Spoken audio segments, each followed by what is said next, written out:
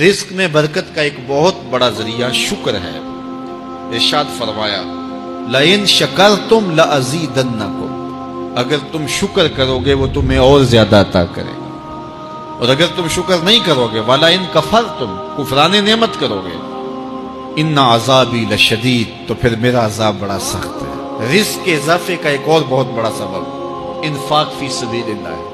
اللہ فرماتا ہے جو تم خرچ کرتے ہو تو جو چیز تم نے نکال دی اس کی جگہ اللہ تمہیں اور عطا کر دیتا ہے۔ بعض اوقات ہمارا یہ ہوتا ہے کہ کوئی آدمی مالی بحران میں آ گیا تو وہ کرتا کیا ہے کہ جو راہ خدا میں دینے کا کھاتا تھا پہلے اسے کلوز کرتا ہے، یہ فلاں مدرسے کو دیتے ہو یہ بھی بند کر دو، یہ مسجد کو دیتے ہو یہ بھی بند کر دو، یہ فلاں غریب کو دیتے ہو یہ بھی بند کرو، حالات ٹائٹ ہو گئے۔ لیکن 5 گاڑیاں ہیں تو 2 گاڑیوں پہ گزارا کر لیا جائے، پیٹرول بچے، یہ نہیں ہو سکتا۔ گھر کے لچھن وہی ہیں لیکن بند کہاں سے کیا؟ جہاں سے رزق آنا تھا۔ ہمیں تو یہ حکم دیا ہے جب رزق تنگ ہونے لگے صدقہ دے کے رب سے کاروبار کر لو، صدقے سے تمہارے رزق میں اضافہ ہوگا۔ یہ رب کا وعدہ ہے اور اللہ کے وعدے جھوٹے نہیں ہو سکتے۔ رزق کی برکت کا ایک اور بہت بڑا ذریعہ النکاح ہے۔ فرمایا اگر تم نکاح کرو گے تم فقیر ہو وہ تمہیں غنی کر دے گا۔ لوگ کہتے ہیں بچہ پیروں پہ کھڑا ہو لے تو پھر نکاح کریں گے، اللہ کہتا ہے تم نکاح کرو ہم پیروں پہ کھڑا کر دیں گے۔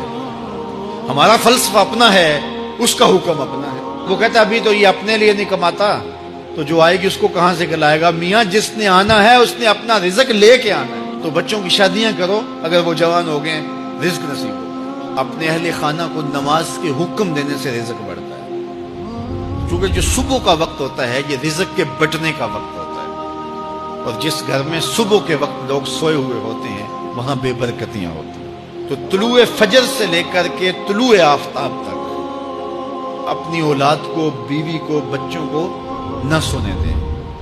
اس وقت رزق بٹنے کے لمحے ہوتے ہیں۔ کثیر دعائیں مانگیں، تلاوت کلام مجید پڑھیں، اور نماز فجر مرد حضرات مسجدوں میں جا کے باجماعت ادا کریں، اور گھروں میں جو ہے وہ بیٹیاں بہنیں مصلے بچھا لیں تو اللہ کی رحمتوں کا نزول ہوگا۔ اب ایک حدیث میں رزق کے اضافے کا ایک اور نسخہ ارشاد کیا گیا۔ میرے حضور نے فرمایا جو شخص یہ چاہتا ہے کہ اس کے رزق میں برکتیں ہوں اور اس کی عمر میں اضافہ ہو تو وہ اپنے رشتہ داروں کے ساتھ سلوک اچھا کرے۔ رشتہ داروں کے ساتھ اگر اچھا سلوک کرو گے تو پھر تمہارے رزق میں برکت ہو۔ غریب ہیں تو ان کی مدد کرو، ان کی بیٹیوں کی شادیاں اپنے ذمے لے لو اگر اللہ نے آپ کو وسعت دی ہے، ان کی پریشانیاں بانٹ لو، ان کا قرضہ ہے تو اتارنے کی کوشش کرو، ان کو مشکلات سے نکالنے کی کوشش کرو۔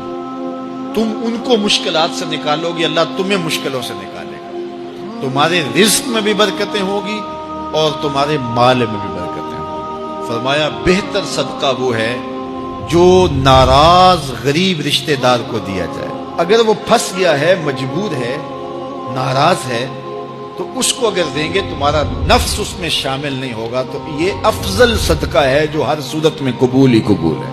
رزق کے اضافے کا ایک اور سبب الاحسان الی الضعفاء، جو کمزور لوگ ہیں ان کے ساتھ اس نے سلوک کرنا۔ الانفاق علی طلبۃ العلم، طالب علموں پہ خرچ کرنا، یہ بھی رزق میں اضافے کا سبب و ذریعہ ہے۔ وہ حضرت بابا فرید نے کہا نا چھٹا رکن دین کا روٹی ہے۔ گھر میں کچھ نہ ہو تو پھر نہ نماز اور نہ ہی دیگر امور کی لذت آتی ہے، تو یہ رزق فراواں اور وسیع اور مبارک نصیب کرتے اللہ۔ تو اس کے لیے ایک اور وظیفہ میں دیتا ہوں، اور وہ یہ کہ مغرب کے بعد 21 مرتبہ سورۃ الکوثر پڑھ لیں، کثرت ہو جائے گی انشاءاللہ۔ اول خدوشی پڑھ لیں، 5-7 منٹ لگتے ہوں گے، تو سورہ کوثر 21 مرتبہ روزانہ مغرب کی نماز کے بعد پڑھیں، اور اگر بہت زیادہ مسائل ہیں تو ہر نماز کے بعد پڑھ لیں، تو انشاءاللہ آپ دیکھیں گے کہ گھر میں برکتیں اترتی محسوس ہوں گی، انوار کا نزول ہوتے محسوس کریں گے۔ تو یہ وہ رزق کے اسباب ہیں، اگر ہم اختیار کر لیں تو ہم اللہ کی خاص رحمتوں کے حقدار ہوں گے۔ اللہ ہم سب کو رزق حلال، رزق وسیع، رزق سہل، رزق مبارک، رزق فراوان